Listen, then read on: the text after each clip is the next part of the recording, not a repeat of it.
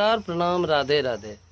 आज के इस अंक में हम बात करेंगे कि हमारे शास्त्रों के अनुसार बहुत सारे दानी राजा हुए, धर्म का पालन करने वाले राजा हुए, धर्म के पालन के लिए अनेकों कष्ट सहने वाले राजा हुए और उनमें अग्रणीय होते हैं।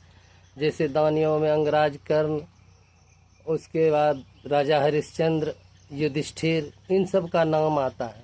परंतु एक ऐसा नाम है जो इन सब से भी अग्रणीय है, क्योंकि और सब ने तो अपने राजपाट का, धन दौलत का दान किया, परंतु एक ऐसे राजा हुए जिन्होंने कि धन दौलत के अलावे यहाँ तक कि अपने इकलौते पुत्र को भी दान कर दिया, वो भी बलि दे दिया।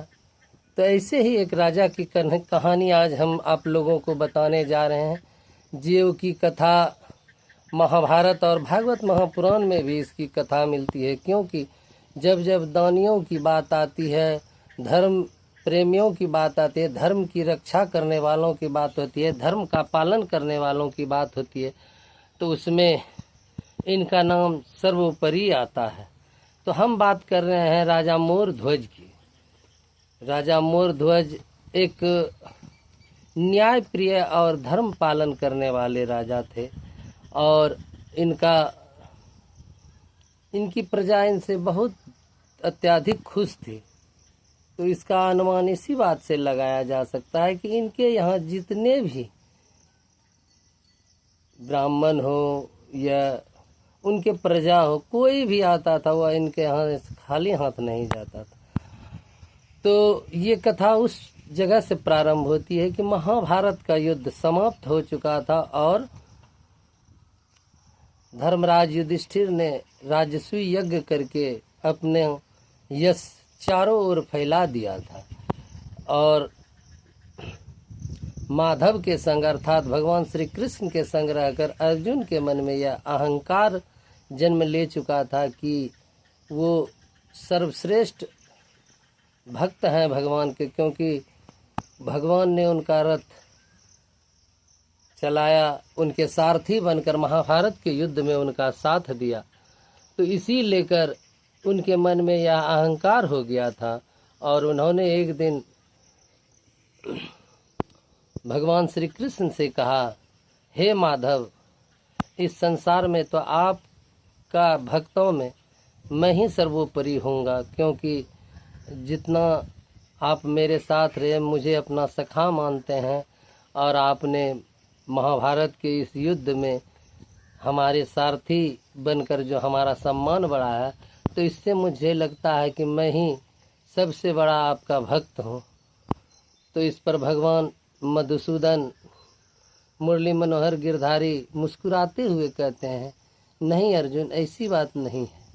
भक्त तो इस दुनिया में अनेकों हैं, सब एक से एक हैं, परंतु तुम भी उनमें से एक हो। परंतु ऐसा मत समझो कि तुम ही मेरे महान भक्त हो। तो इसलिए तो अर्जुन ने कहा कि नहीं प्रभु, यदि मुझसे बड़ा आपका कोई भक्त है या मेरे भ्राता श्री धर्मराज युधिष्ठिर से कोई दानी है, तो उनसे मैं मिलना चाहूँगा और तब मुझे विश्वास होगा कि हाँ, आपका कथन सत्य है। तो भगवान श्री कृष्ण तो जो कहते हैं वह तो अक्षर ब्रह्म है, वह तो सत्य होना ही था। तो उन्होंने कहा ठीक है, तो इसके लिए तुम्हें मेरे साथ चलना होगा और मेरे साथ चलकर देखना होगा कि कौन मुझसे मेरा भक्त जो कि तुमसे भी श्रेष्ठ है, उसको देखने के लिए तुम्हें मेरे साथ चलना होगा। तो कहते हैं ठीक है प्रभु, आपकी जैसी इच्छा हो, मैं आपके साथ चलने के लिए तैयार हूँ। तो कहा ठीक है, इस भेष में नहीं जाना होगा, इसके लिए तुम्हें नए रूप को धारण करना होगा। तो कहा ठीक है प्रभु, आपकी जैसी इच्छा हो। तो दानियों के दानी, महादानी और धर्मपालक महाराजा मोरध्वज के से मिलने के लिए अर्जुन भगवान श्री कृष्ण को के साथ चल दिए। तो परीक्षा की घड़ी थी इस लेकर भगवान श्री कृष्ण ने यमराज को भी आमंत्रित किया कि आप भी इस कार्य में हमारे सहायक बनिए। तो यमराज भी, धर्मराज भी उनके साथ हो लिए और तीनों चल दिए। जाते जाते जब राजा मोरध्वज के नगरी के समीप पहुँचे तो तीनों ही ने अपना मतलब कि नए रूप को धारण करने के लिए भगवान श्री कृष्ण को कहते हैं कि बताइए माधव, हमें किस रूप में चलना होगा। तो यमराज जी को कहते हैं भगवान श्री कृष्ण कि आप एक सिंह बन जाइए, और अर्जुन और स्वयं भगवान श्री कृष्ण ब्राह्मण का रूप धर लेते हैं। इस कथा के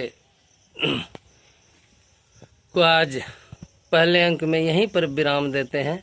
अगले अंक के साथ फिर उपस्थित होंगे। तब तक के लिए राधे राधे। जय श्री कृष्ण।